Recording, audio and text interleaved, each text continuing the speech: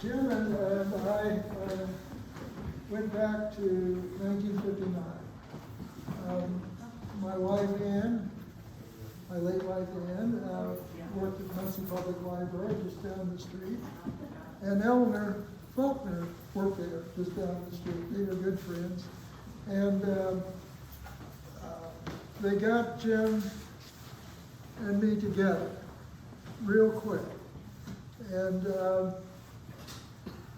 Jim knew a little bit about my background, which was really studying at the Fort Wayne Art School and Museum in Fort Wayne, and then coming back here, getting hitched to Ann, and so he was interested in knowing what I painted, what I liked to paint, or what I wanted to do. And at the time, I'd been commissioned by People's State Bank in Portland to do a series of oil paintings, and they were very specific about the subject matter. And they handed me a bunch of ceiling tiles to paint this on. And it really, pardon the expression, it really pissed me off. but I made a commitment to do this without fully understanding the scope of the project. And I had laid it all out, and Jim took one look at it and he said, "Boy, you're doing that all wrong." He says, "Just go tell them either you want to do it your way or just to forget it."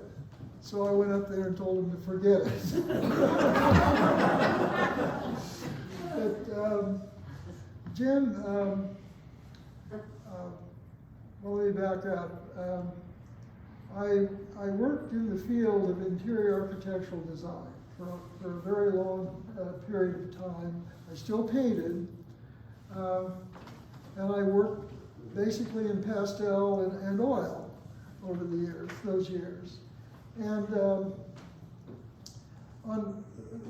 Brian mentioned projects, and Brian and I worked together too. We worked for Boyce Design Center. We created Boyce Design Center, actually.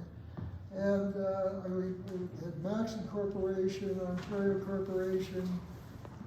I've forgotten all. Lift Aloft. Yes, and Muncie Power. Bart Warner. Yeah. These were big projects. And we always collaborated with the artists. We involved the artists in everything we did, including our own art. And Jim, I think, was involved in every one of those projects. And Bart Warner, I think he did, I counted 19 paintings that he did for Bart Warner. And you're right, he would go into the plant, which required special permission, and half the time the workers there thought we were just nibbing and seeing what they did and maybe reporting back to Bart Warner. I don't know. It was really, safety glasses and hard hats too. Yes, that's right. So I'm sure every bank in Muncie, every savings and loan, every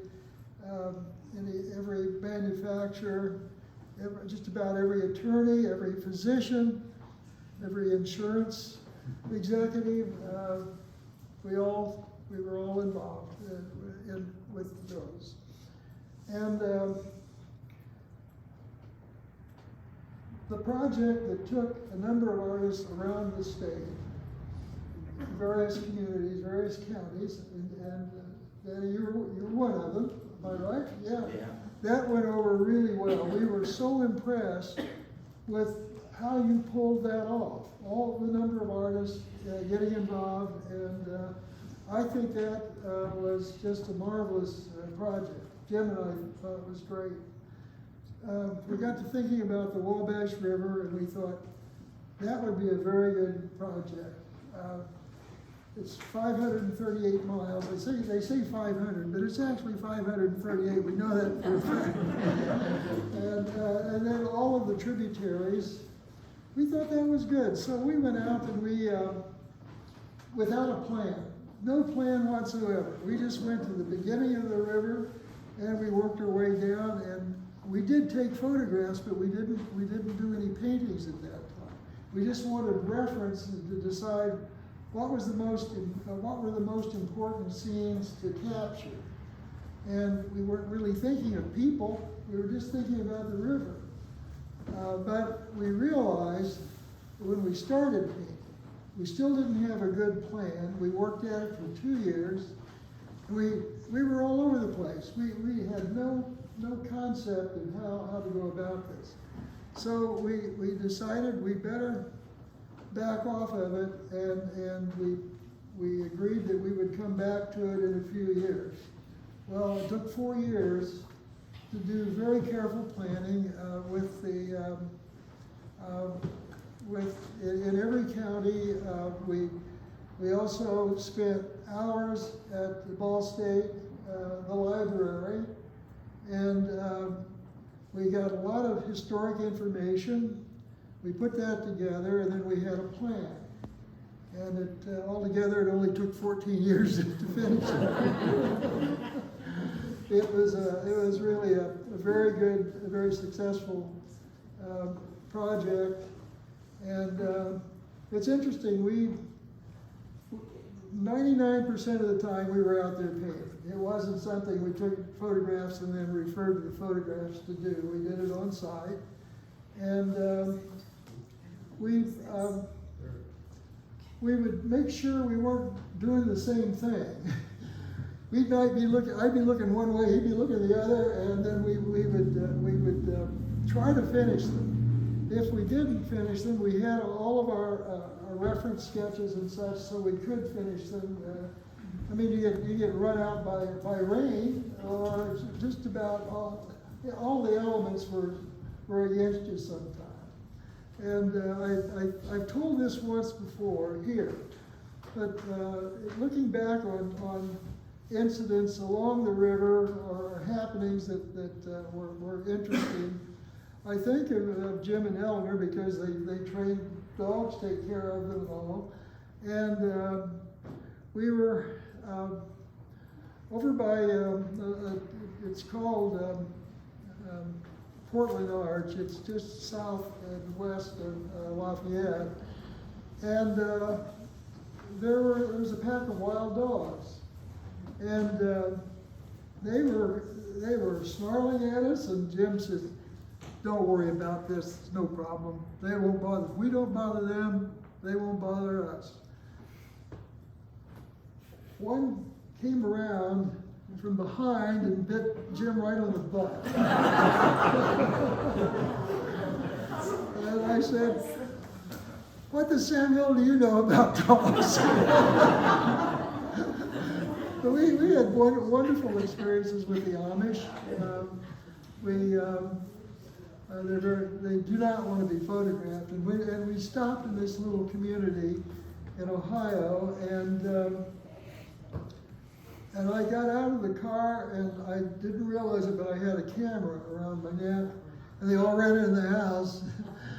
And so I said, "Excuse me," and I took my camera off, and it was showing like this, and I put it back in the truck, and then they came out, and we introduced ourselves, and we had more fun. They were so kind.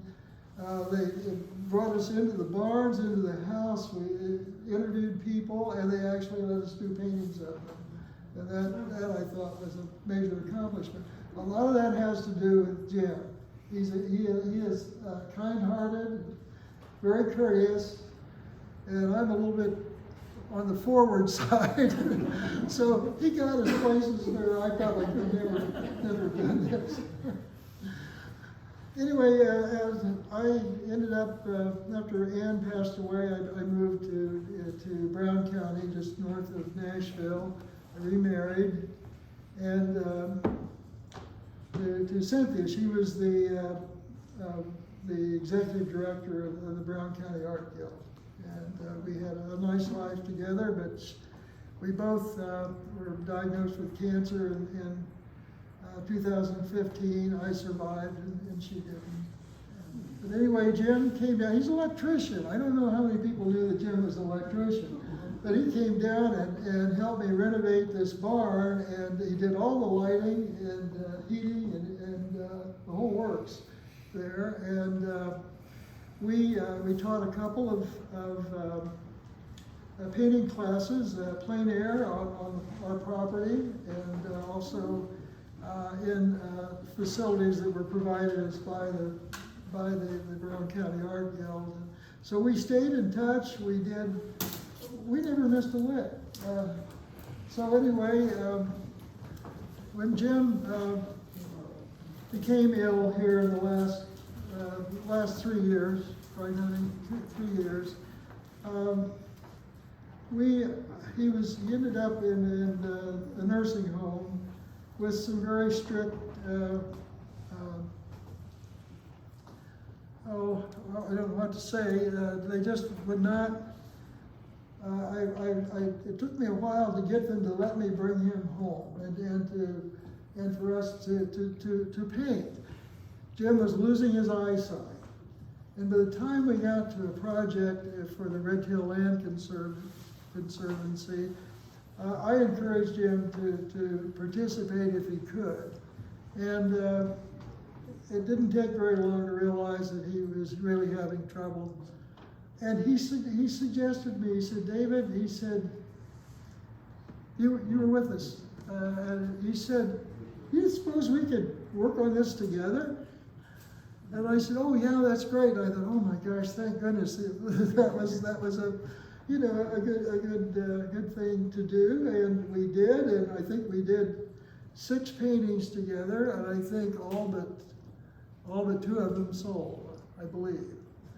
But he enjoyed that immensely, and we kept Jim in our lives. We had him to the house every week. I built a new studio there, and built a spot just for him. And so he was there at least 3-4 times a week, right up until the time that he fell at the nursing home and broke a femur very close to the pelvis, and he had to have a partial hip replacement.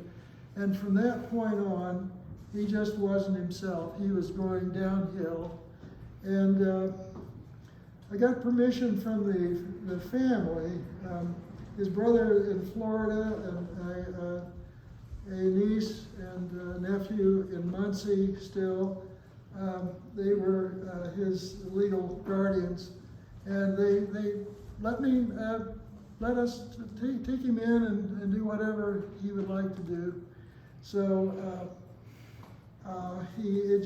but he went downhill, and I got a call from the hospital, and they said that Jim was near death. They brought him from the nursing home to the hospital. And so I went there, and I got there right away, but he died a couple minutes before I got there. I stayed with him for about 3 hours. But anyway, he was a very good friend. That's all I can say.